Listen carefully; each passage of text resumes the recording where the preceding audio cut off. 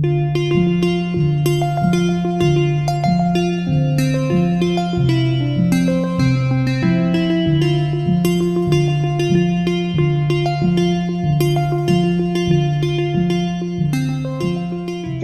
is the Women's Law Caucus panel event, and we are going to be talking about the recent Supreme Court nomination confirmation justice. We were just discussing that she's not technically a justice yet, but you know, she will be. So we have our speakers, Professor Erika George and Professor Andersen Jones. They're both professors here at SJQ College of Law. And I'm just going to go ahead and tell you all a little bit about them first. So Professor George teaches constitutional law, international human rights law, international environmental law, and seminars on corporate citizenship and sustainability. She got her JD at Harvard Law School, where she served as articles editor for the Law Review, the Civil Rights, Civil Liberties Law Review, and her current research is exploring the responsibilities of multinational corporations with respect to international human rights and efforts to hold corporations accountable for alleged rights violation. She has also done a lot of work for other human rights associations, for the Fair Labor Association Board. She did, let's see here. She was a consultant to the Human Rights Watch, conducting human rights investigations in South Africa on women's rights, children's rights, violence, and the right to education, and abuses related to the HIV/AIDS epidemic. So she's really amazing, and we're very happy to have her.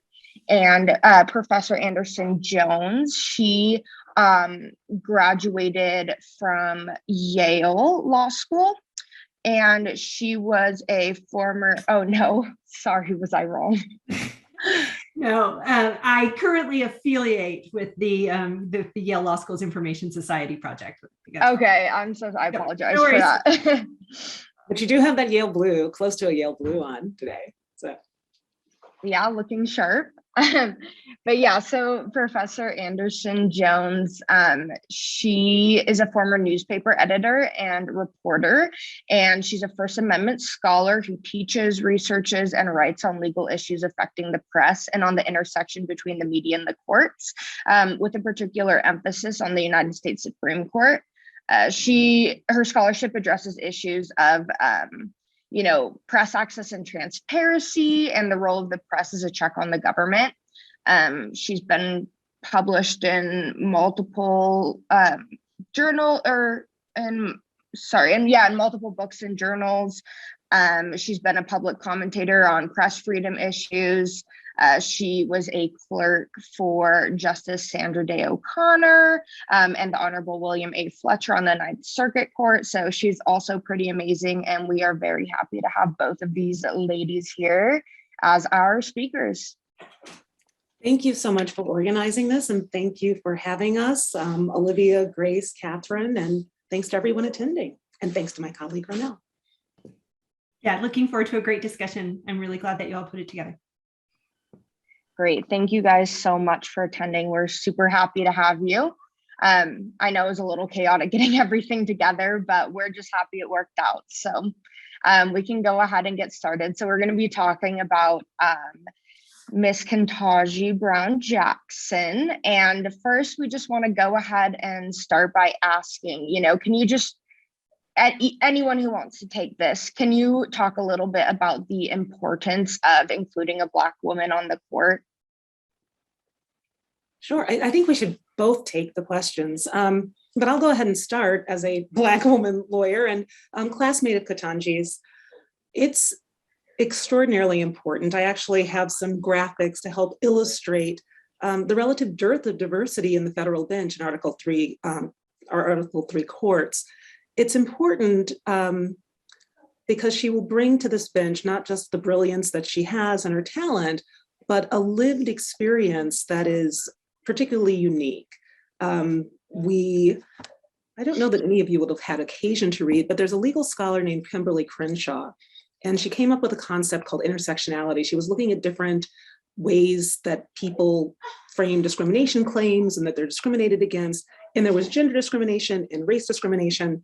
But she realized if you were both a woman and had a race or were raced, not white, you kind of fell through what was cognizable. And she called this intersectionality.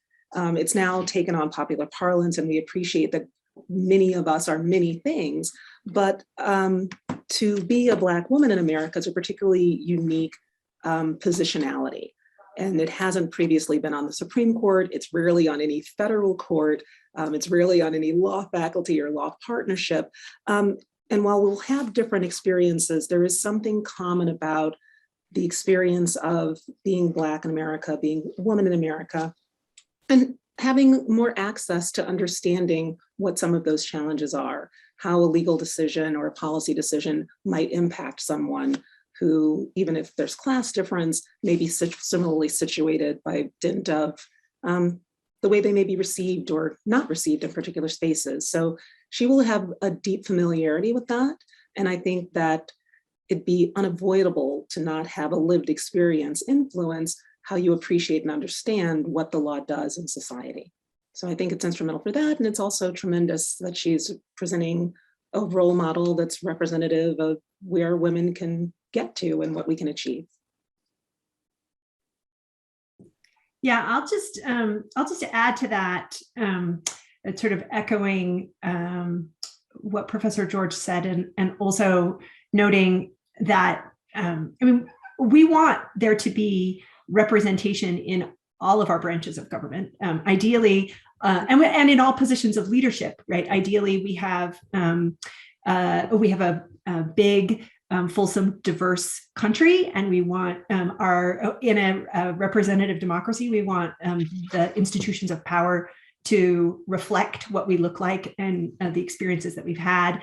And to have there be clarity, as Professor George says, that the path is available to all smart, competent, patriotic, good contributors in our society, have paths to those sorts of positions of leadership. I think it's especially uniquely important in the courts, which are the sort of a repository of our most cherished rights, that we have that kind of reflectivity. And the court has a long way to go to get to a place where the Supreme Court in general, or the federal courts overall, look like America, or reflect the lived experiences of Americans, but all axes of diversity that can be sort of brought to the table on that front improve something that's really, really important for the Supreme Court, which is the court's sort of institutional goodwill and integrity, that it, more than any other branch of government, because it is so isolated from politics, for really good reasons, we isolate it from the political process, but that also means that it rises and falls, right? Its institutional integrity really rises and falls on the country seeing it and having its work be transparent and trusted and thoughtful. And so being able to have it reflect the rest of the country can be really valuable to its ongoing capacity to do what we need it to do for us in our system of separation of powers. I'll just also note, soon to be Justice Ketanji Brown Jackson is going to sort of represent a really interesting and important tipping point.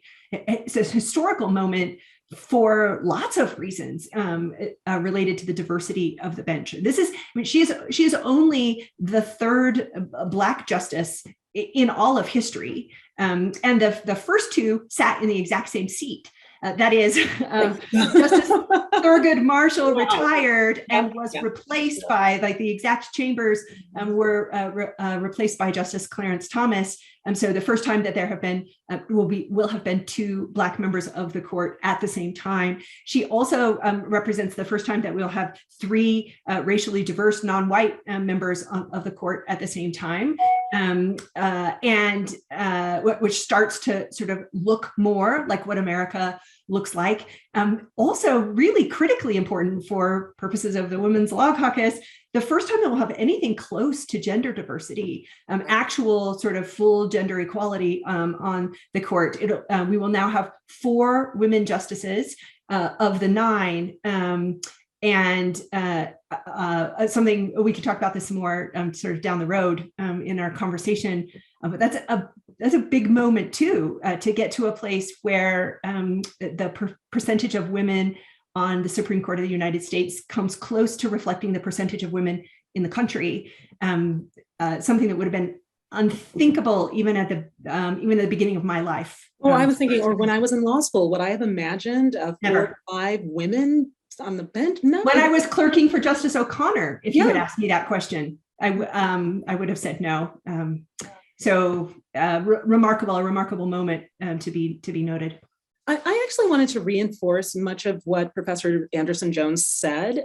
If I can share my screen. So one of the things that I think is critically important that she pointed out, and I don't think we think of the bench in this way, is it should reflect the fullness of America. And presently it does not. It's really at sharp variance. So I will try to share screen.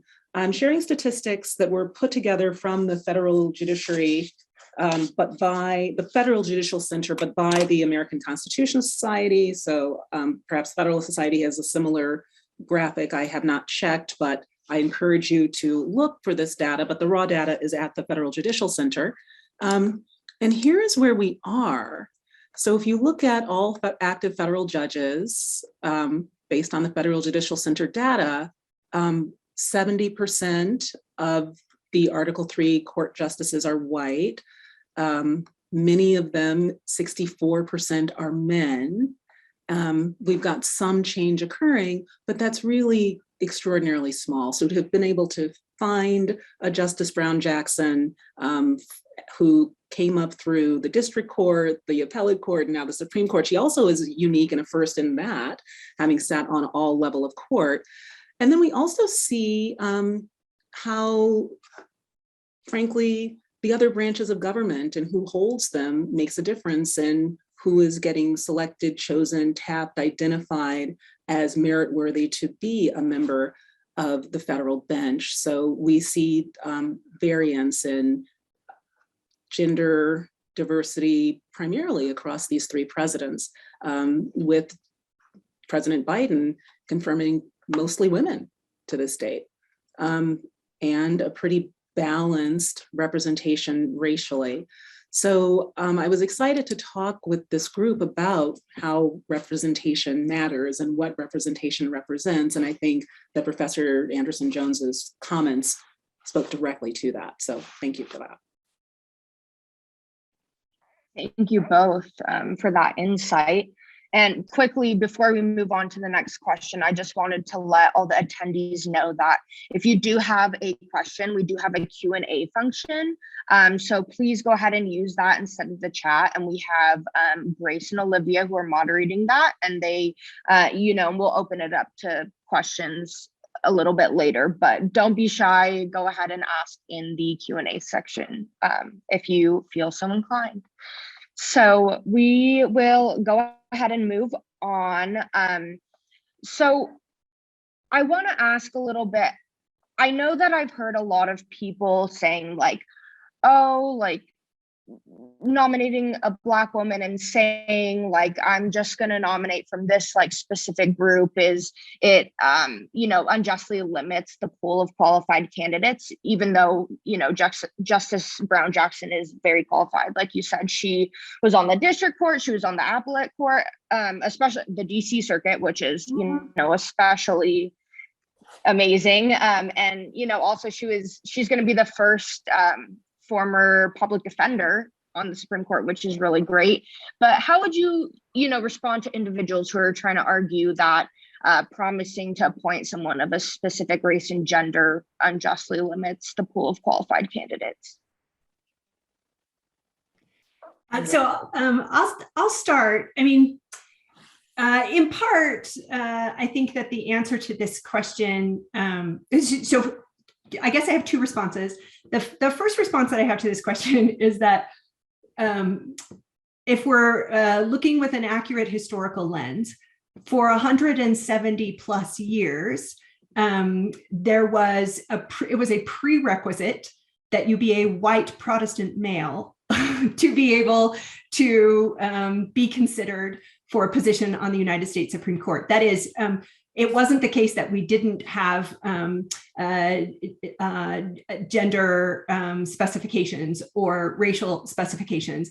They were just so baked into the system that it was understood that when the president said, I will nominate someone to the United States Supreme Court, what he meant was, I will nominate a white male candidate to the United States Supreme Court. So race and gender have been at play in Supreme Court nominations over the course of its entire arc.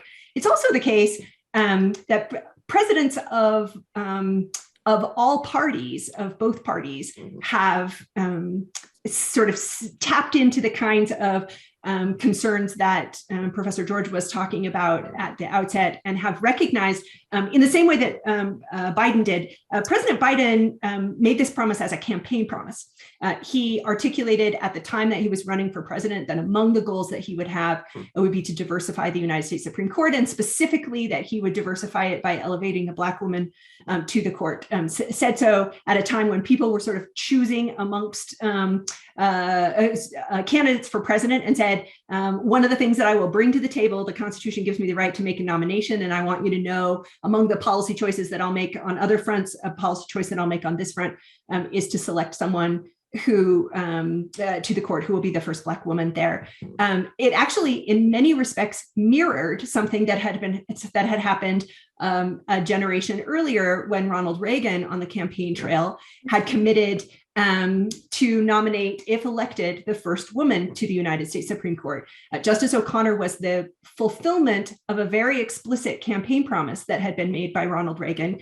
And he wanted to say, and part of it was, it's an expressly political decision for a president, a presidential candidate, to make those kinds of commitments, to say, I'll look for somebody who does this. I'll look for somebody who represents this facet of America. I'll represent someone who brings this background to the court. The Constitution envisions that dynamic. It envisions this separation of power situation where the president nominates, and then the Senate confirms, and then the judiciary acts independent of those in the aftermath of that. And so it envisions that there will be some political calculus that is made, that the people's will be reflected, and that you play that out at a presidential election campaign time, that the president says, if you, the people, share my view that what we should have on the court is this kind of new representation, or this kind of nominee, that's what I'll bring to the table. Reagan, it is widely understood that Reagan enhanced his coalition at the time to sort of expand and bring women voters, particularly conservative women voters, into his bloc, was elected on that promise, and then fulfilled that promise with the nomination of Justice O'Connor. Something similar happened with President Biden.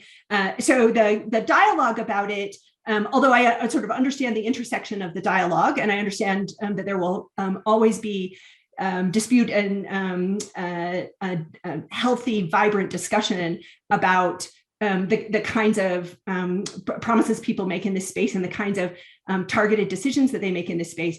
I just want to sort of situate within the historical arc that what's happening here is a thing that has happened over the course of American history, and is at least sort of anticipated by the structure of the Constitution itself. I had actually forgotten Ronald Reagan's pledge, and I was a child, but I vaguely remember that now.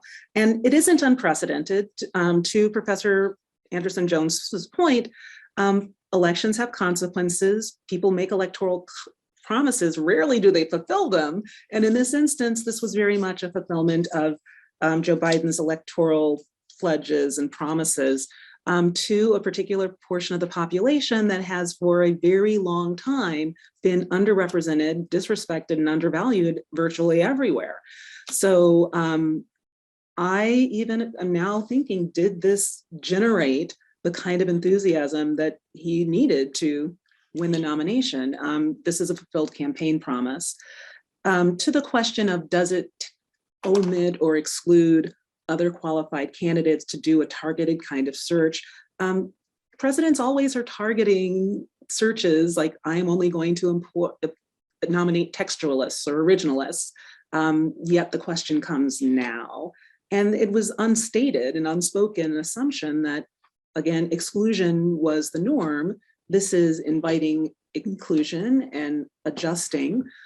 So my response to the question of is this targeting, creating a disadvantage, to what, in a kind of inchoate cohort of other qualified individuals, I think the focus of the inquiry needs to be outward looking on what it does for the broader American public and the role of the judiciary as an institution. So looking to the past, I'm sure you've seen all the social media memes with the faces until you finally get to what is approaching more gender and racial diversity on the court. So that kind of question concerns me less. What would concern me more would be a court that maintained itself in a way that did not reflect the country that it adjudicates over. I do think that rhetorics of color blindness make saying that we're not going to look at race or race doesn't matter quite seductive. But if anything, I think the last couple of years has taught us that race continues to be very salient and a real factor in the lives of many people. Having more people who reflect the broad range of what we are as Americans enter that conversation in positions of power and authority will probably help us make some progress to get to where we need to be and figure out how we're going to live in this rich, diverse, pluralistic nation. So.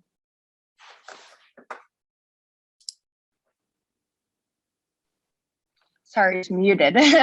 Thank you guys for that. So I also wanted to go ahead and ask, we've already seen instances of legislators, especially during her confirmation hearings, focusing more on Justice Brown Jackson's race rather than her qualifications. I'm sure everyone has seen the whole racist babies debacle. Yeah. So I just wanted to ask, while race and gender, they do both play an important role in the efforts to make the Supreme Court more representative, of what America actually looks like. How do you think this type of treatment might hinder the effort to make the court more inclusive and representative of the population when we have people, pushing back on this so strongly? If I understand the question is about Ketanji Brown Jackson's race being brought into question or brought into the discussion. Yeah. Sorry. Yeah. Just like, do you think that is that kind of treatment, just constantly focusing on like her race and her gender instead of, her qualifications, is counterintuitive when people are constantly questioning her about that? So I did watch the hearings. Some of them were painful, quite frankly. Missed the live version of the racist baby debacle. But there are different ways of talking about race, and there are different purposes for raising the question of someone's identity. Racial politics are really quite fraught in this country, and it can be galvanizing to some segments of society who are more suspicious of the qualifications of someone who presents in the way that Ketanji, with a name like Ketanji, does, with hair that's in threads, and the roles that she's had in the past. So I think there are easy ways to slip into stereotypes that are a more comfortable way of looking at a particular person for some segment of the population.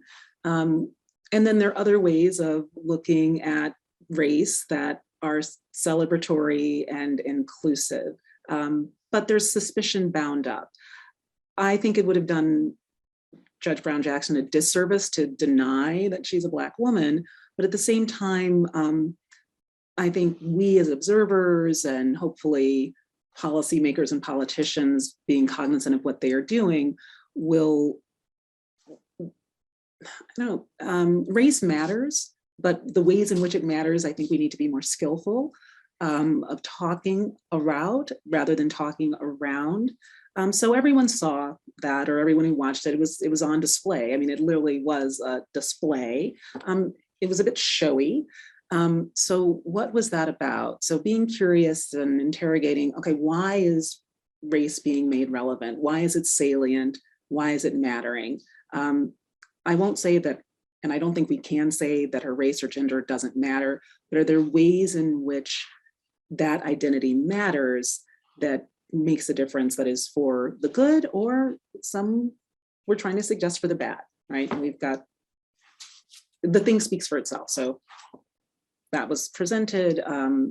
I disagree with that presentation. And I don't think that we can not talk about race. It's the terms of which we talk and who gets voice and who gets to speak. So while there was the racist baby debacle, there was also another senator who happened to be Black who was really quite vocal in his understanding of what the meaning of her race and gender meant for him personally, for the country more broadly. So there are different registers in which someone will read another individual. Yeah, I'll just chime in to layer that with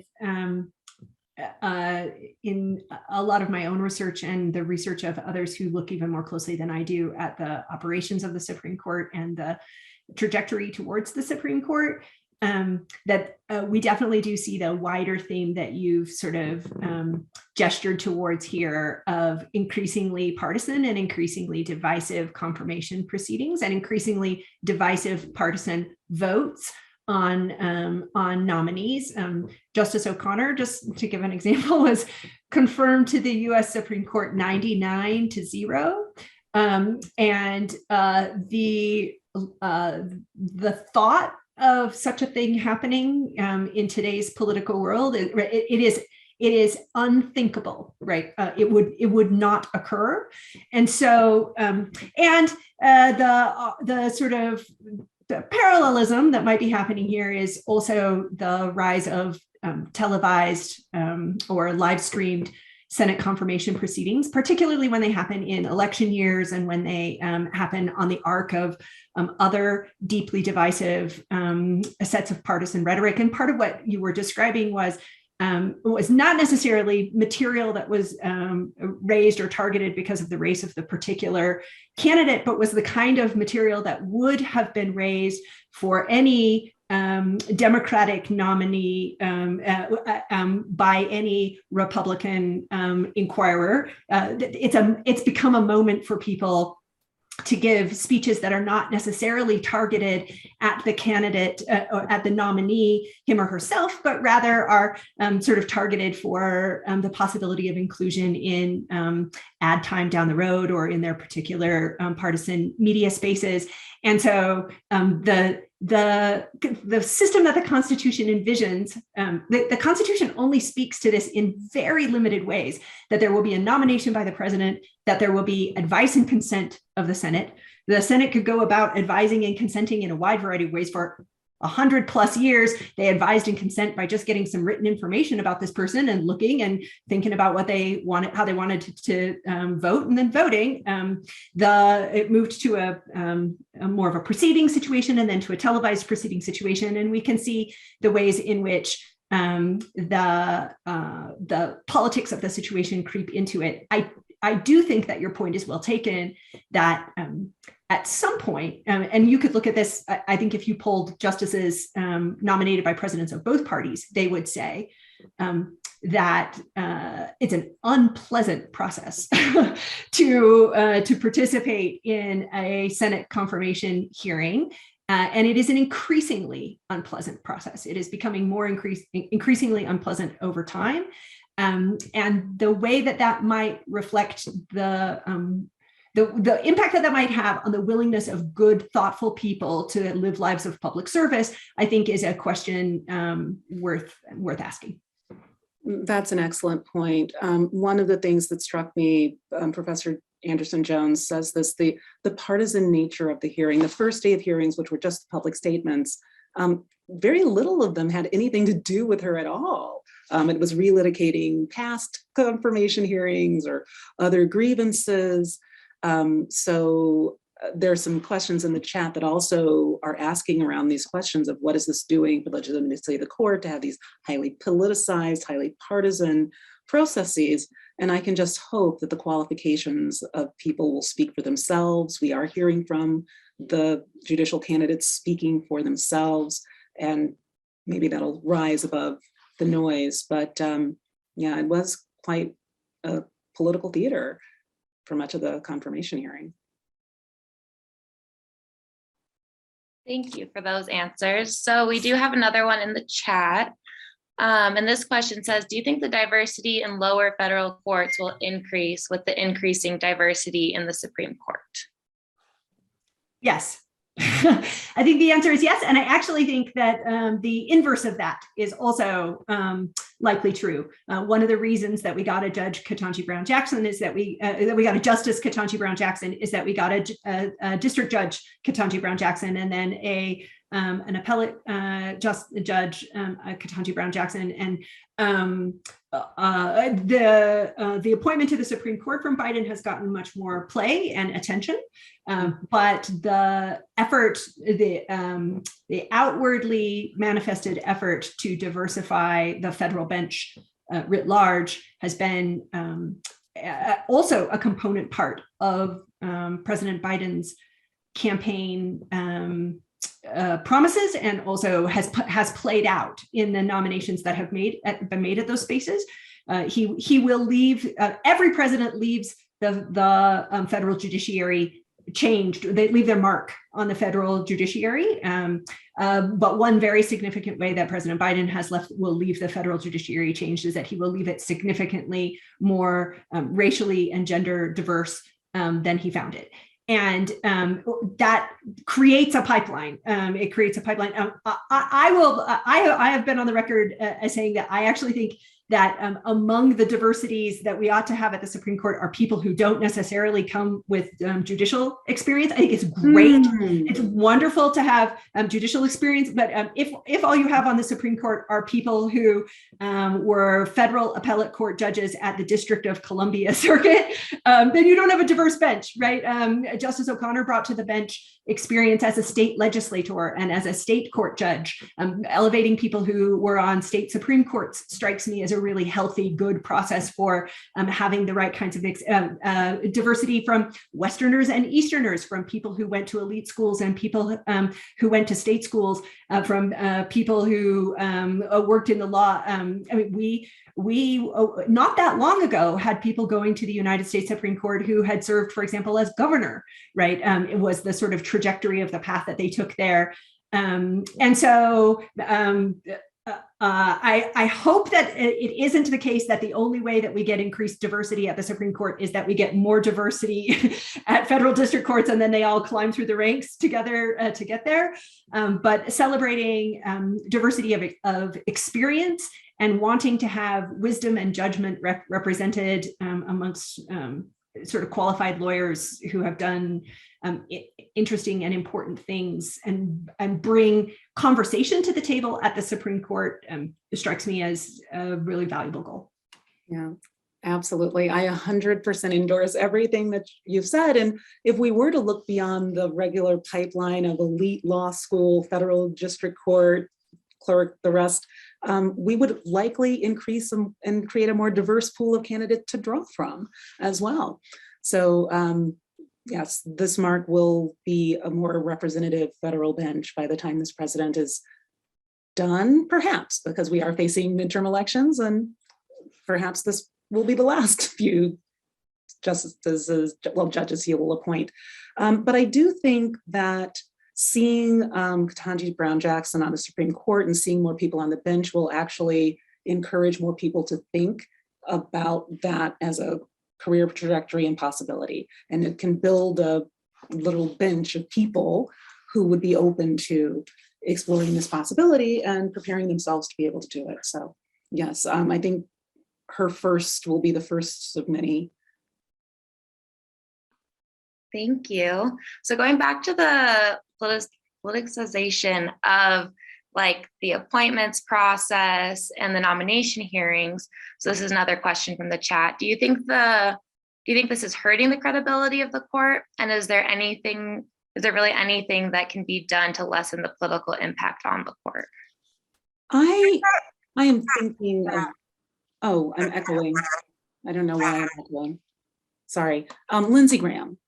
So this was an individual who twice before voted for a very highly qualified jurist who was unable to bring himself to do so in this cycle, which makes me lose some hope for overcoming where we are in the political process. Perhaps Professor Jones is more optimistic than I am, but you need to have someone like our Senator Mitt Romney willing to take what is now a risk to follow your conscience and vote in favor of someone who is qualified on paper.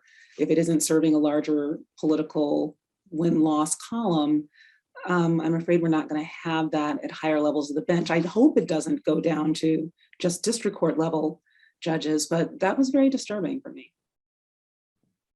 I definitely agree with the premise of the questioner's question that the confirmation process itself, the nomination and confirmation arc can play a fairly significant role in the wider either stability or fragility of the court's reputation amongst the public and the court and the public's sense of the court as a neutral arbiter of constitutional doctrine and individual liberties. I think it's certainly a component piece of it.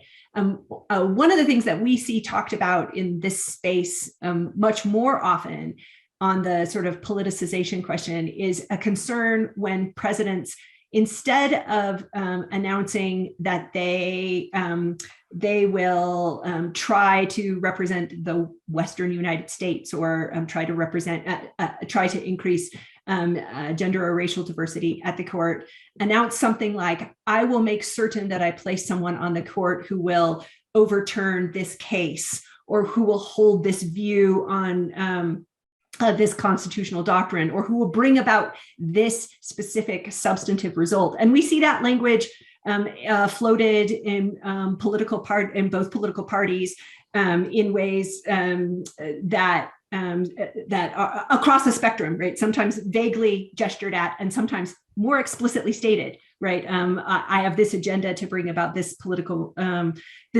result. That's the space where the members of the judiciary that I know start to feel particular concern, right? Because they're working very, very hard to try to manifest to the world that our system of separation of powers and our constitutional structure for an independent judiciary envision nomination and confirmation proceedings that have political components to them, but envision an operation of the judiciary itself that operates within constraints, that operates separate and apart without loyalty or sort of fidelity to a promised commitment. Those of you who watched the confirmation proceedings, either these or the two that preceded it under President Trump, probably saw questions asked of the nominee that were of the political character that you were just sort of describing. What do you think about this? Or what do you think about this case? Or what do you think about what should happen to this line of doctrine? And the common response is, it would be inappropriate for me to speak to a case that might appear before the court down the line. My job, once confirmed, right? I mean, I have to satisfy you for confirmation proceedings at this stage, but you aren't meant to be appointing me to bring about a particular case outcome. You're meant to be appointing me on the basis of my qualifications more broadly, and I am meant to be isolated from you at that stage. And so your confirmation vote rising and falling on what I would do in a particular case is inappropriate. We've definitely seen some shifting of the sands on that. Not necessarily, I don't mean from the nominees who continue to sort of draw that line, but from other folks in the political system, right? You see presidential candidates more explicitly making reference to case outcomes that they would prefer. And you definitely see senators in particular, right, sort of rising and conveying to a public that has fairly limited sort of depth of knowledge about our constitutional scheme, that this is all a political act, and that those sorts of concerns, I think, are real. That the capacity of the judiciary to act in that way, the capacity of the public to think of the judiciary in that way, but also the expectations of the justices themselves of what they are meant to do and how they are meant to behave, they shift if they become even more key political players in that way. Thank you for that. I think I just have one more question, and then we have another question in the chat, and then we can, open it up if anyone else has any questions. So I just wanted to ask, as we were talking about, all the politicization of everything, do you think that the appointment of Judge Brown Jackson is going to affect the balance of the court significantly? Since she is a more liberal leaning justice replacing Breyer, who was also liberal leaning, do you think that that's going to change anything, or do you think it's going to stay similar to how it was?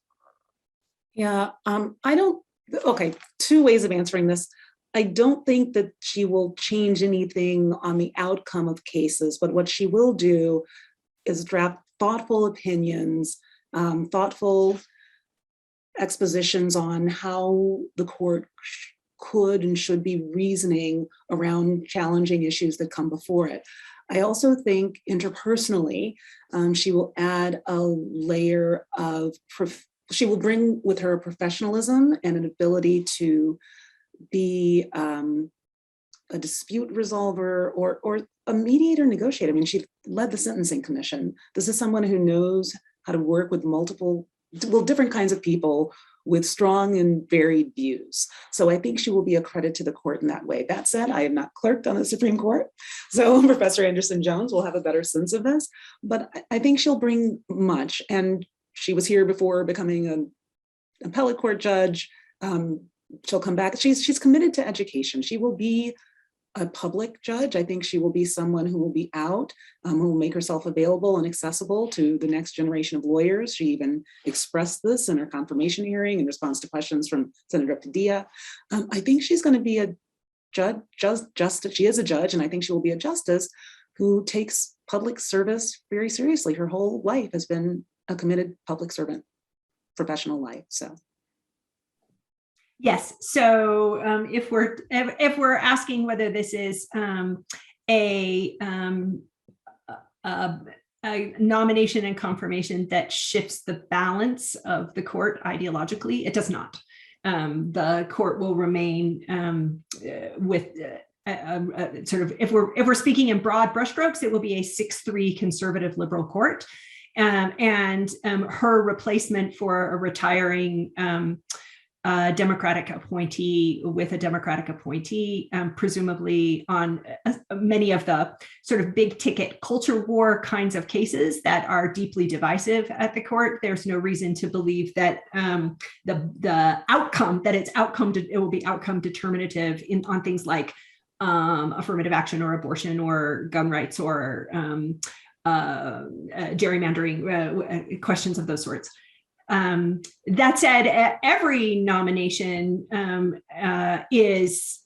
changes the outcomes of the courts if you look with a wide enough lens, because it's 2022 and there is now a 50-year-old on the court instead of an octogenarian on the court who holds that position. So the arc of time has now been altered and shifted. And it is also the case that, I mean, one of the things that I was thinking as I was prepping some stuff for my con law class recently is that, wow, I must really be getting old, because I remember reading in law school about periods of history in which there were dissenting views, people who were sort of angry, vehement dissenters, who wrote long, powerful First Amendment law, which is where I work primarily, is filled with them, right? It's filled with dissents that became majority opinions because they were well crafted and they lived in the dissenting space for a very long time, and then they arced to become that. And I was thinking about how, well, now I've actually seen that. I've actually watched that happen. I watched things that were in both directions. I watched things that lived only in a dissenting space from, for example, the late Justice Scalia, sort of arc their way in to the jurisprudence after the balance of the court shifted to the right. And of course, the same may also happen in the other direction. It may well be the case that things that are written by Kagan and Sotomayor and Jackson become majority viewpoint, that they lay the foundation for things that become majority viewpoints after other confirmations happen in the future. We don't know. Something that I just said actually just raised a really interesting point that is worth saying at a Women's Law Caucus event as well. It will be very interesting. This is for sure the first time that the ideological division on the court will also be gendered. So we'll be moving forward to a term where all three liberal voices on the court are women's voices. So that I think that will be interesting. It might be especially interesting in the abortion rights space or other spaces. Is not something I thought about really carefully, but but it's an additional new historical dynamic that we're seeing. No, I love that. I think that both of those answers were really great, and I think something that I didn't even think about that I think is super important to think about is, sometimes we get so focused on like the outcome of a certain issue or a certain case where, as Professor George was saying, thoughtful opinions are really important, dissents are really important. What people bring to the court other than just the outcome can be really important. So thank you for that. And we just have a final question in the chat from Neil, who asks, would you talk a bit about what seems to be the increased use of the shadow docket? Okay, I don't have much to say on this other than it concerns me deeply, but this is coming from my international human rights lawyer vantage point. One of the things that we look to when we look to indicators of democracy and healthy nations is an independent judicial system, a transparent judicial system.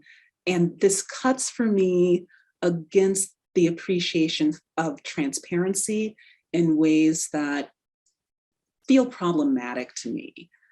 I don't know if you have thoughts. Yeah, no, thanks for that question, Neil. And I think you've tapped into something that is going to be one of the major things that scholars and commentators are watching at the Supreme Court as it changes population and as it moves forward.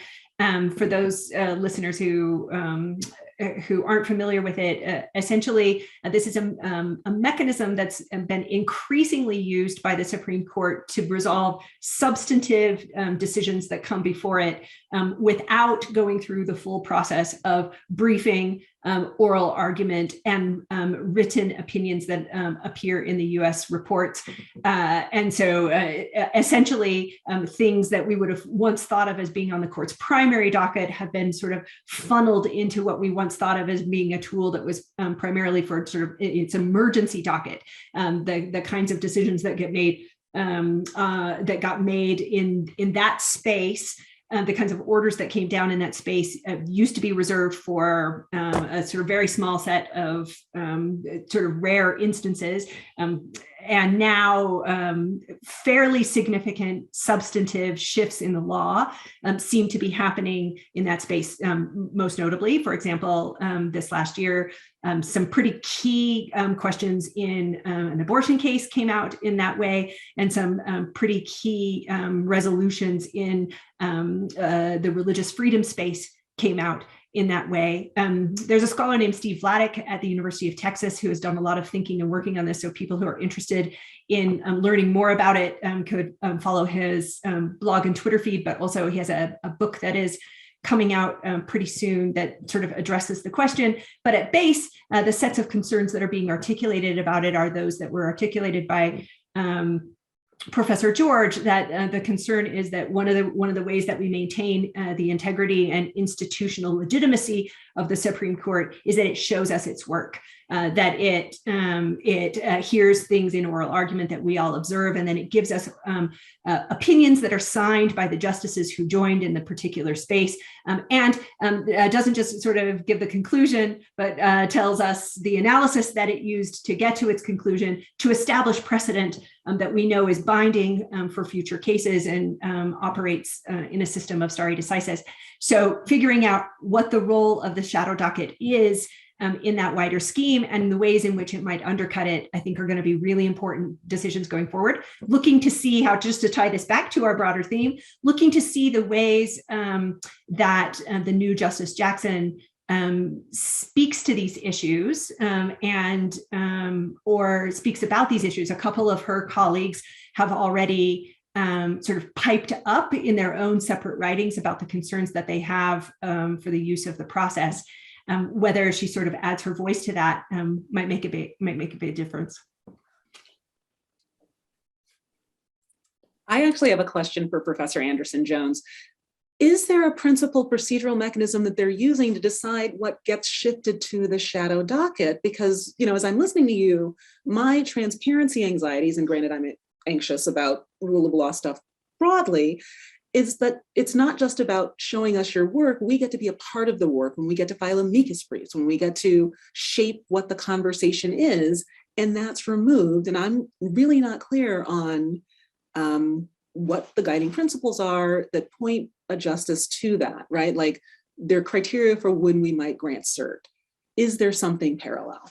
Yeah, I mean, that the sort of macro and micro concerns are the sets that are being articulated by Fed court scholars like Laddick and others who have said, right, we lose outcome transparency, but we also lose procedural transparency, right? We lose the capacity to know whether, if we bring something before the court, what we're headed into is consideration for writ of certiorari and an outcome that would welcome input from the affected parties, or whether what we are on the path towards is some truncated version of that will come out.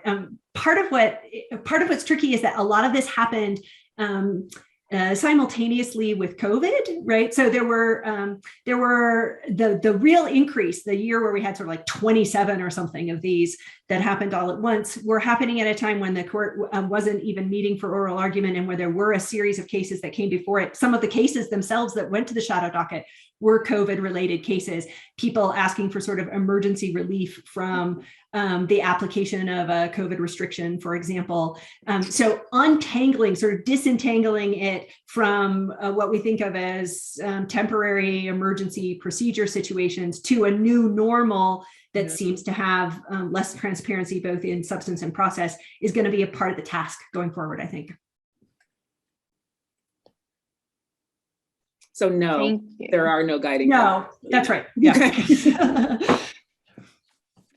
Thank you both. And then I think that's all that we had. So we can open it up for, if anyone has a final question. We have maybe time for one more question. If anyone has one, let us know.